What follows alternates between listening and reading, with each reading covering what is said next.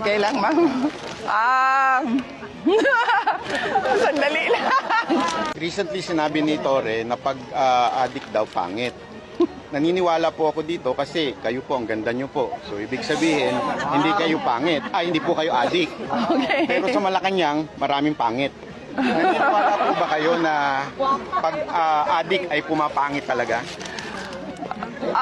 Okay lang, ma'am. Sandali lang. Unang-una, bago yung kakatawanan ha, unang-una, napakahalaga kasi ng drug test.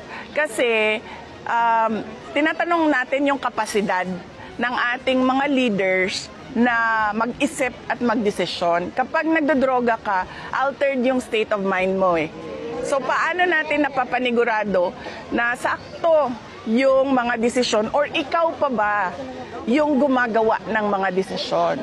So napakahalaga talaga ng drug test. Kasi it goes into the competency of the person in office. Kung pangit, malamang pangit talaga yung mga drug addict, no? Kasi buti lang, walang pangit dito ngayon. Diba, no? Wala. Kaya nga po ang pupogi ng mga pulis dito eh. Pero yung sa atin, no comment po. Kasi saan ba ako?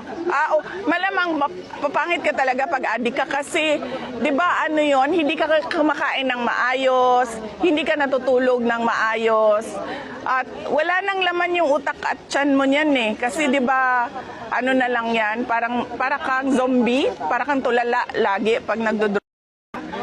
So, oo, kasi nangingiwi ka na, kasi nga wala nang vitamins and nutrients yung katawan mo. Kaya, totoo yan talaga. Papangit talaga yung mga addict, pangit talaga sila.